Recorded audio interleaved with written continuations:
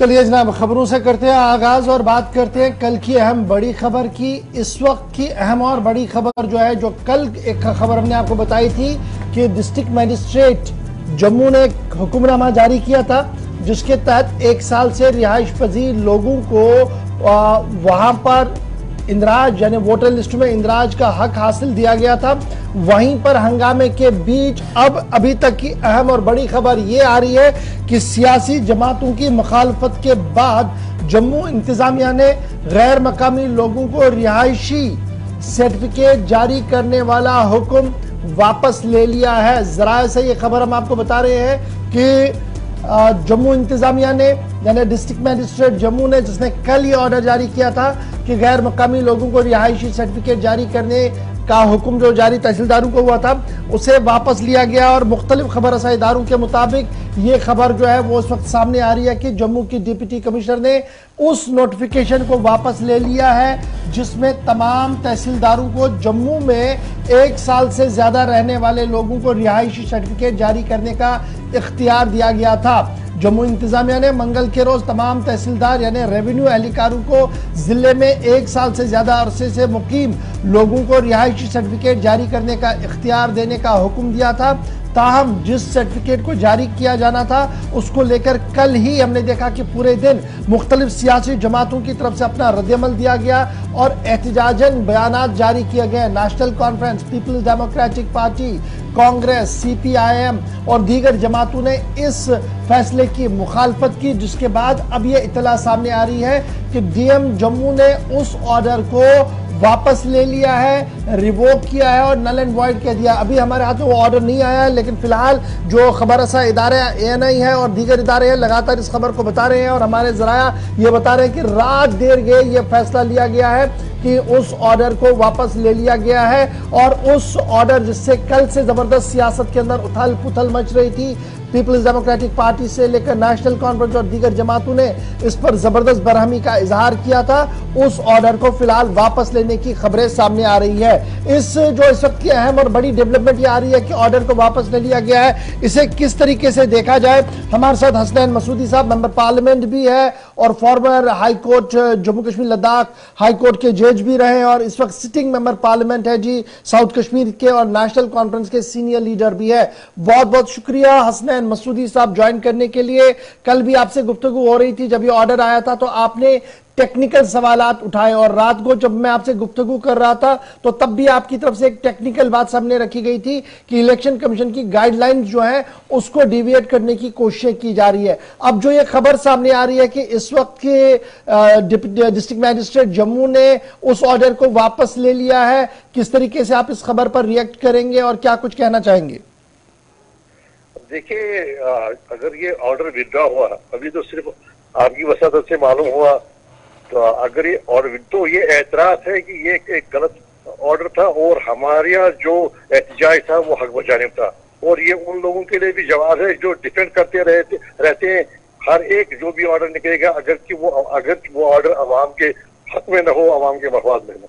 दूसरी बात है जनाब, जब तक ये ऑर्डर सामने नहीं आएगा, मंजर आम पर नहीं आएगा, जो विड्रॉवल ऑर्डर है, तब तक हतमी तौर पर कुछ कहा नहीं जा सकता है क्या हुआ है, क्या लिखा गया है। लेकिन पहले ही हमने कहा था कि ये ऑर्डर जो है, ये ऑर्डर नहीं है कि सेक्शन 20 से बियॉन्ड है, बल्कि ये फंडामेंटल जो हमारा फंडामेंटल सवाल है कि स्टेट सब्जेक्ट की बात हमने की, ये रेस्ट्रिक्ट होना चाहिए, जम्मू कश्मीर को बाकी स्टेट्स की तुलना में नहीं देखना चाहिए, इसका एक पस मंजर है।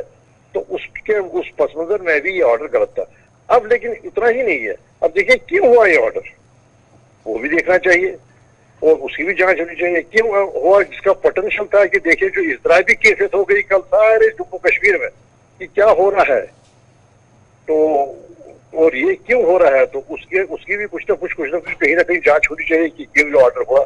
और ज्यादा इस पर मैं जोर दूंगा कि हमें पहले इंतजार करना चाहिए उस ऑर्डर का, जिस ऑर्डर के जरिए ये कल का ऑर्डर विड्रॉ किया गया है।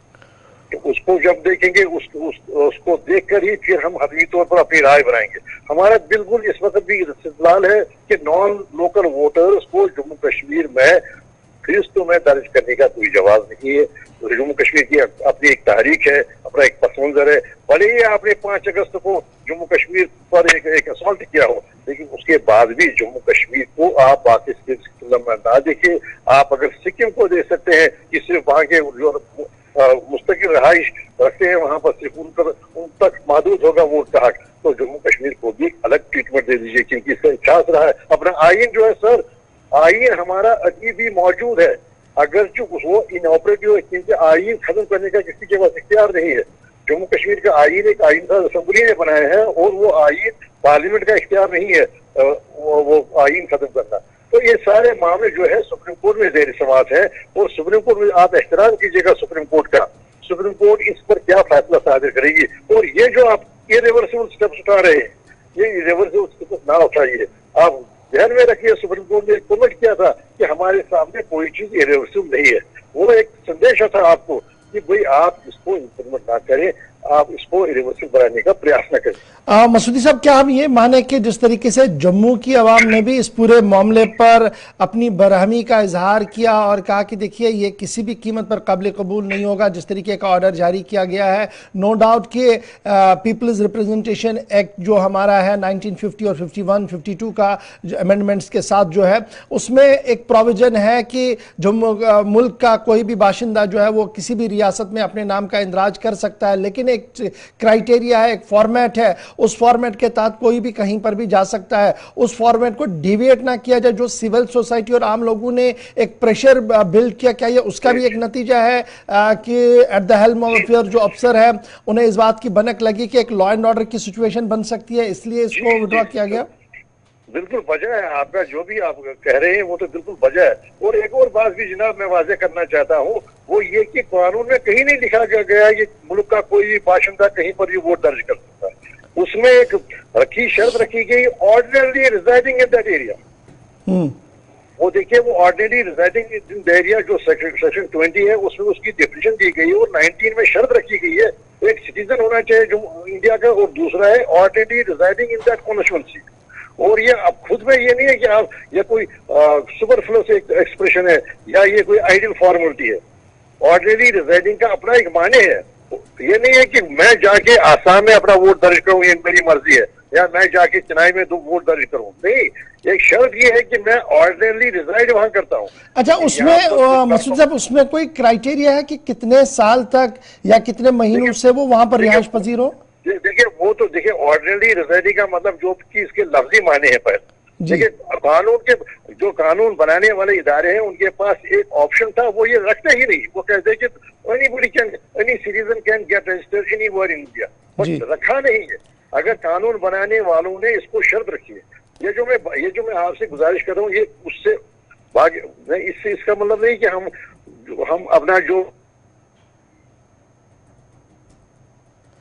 चलिए जनाब, बहुत बहुत शुक्रिया जी मसूदी साहब ज्वाइन करने के लिए। जस्टिस है मसूदी साहब और सिटिंग मेंबर पार्लियामेंट है जी साउथ कश्मीर के, बता रहे थे कि एक क्राइटेरिया है जी पूरे मुल्क के अंदर, उस क्राइटेरिया को फॉलो करना चाहिए और उस क्राइटेरिया से हमें नहीं हटना चाहिए।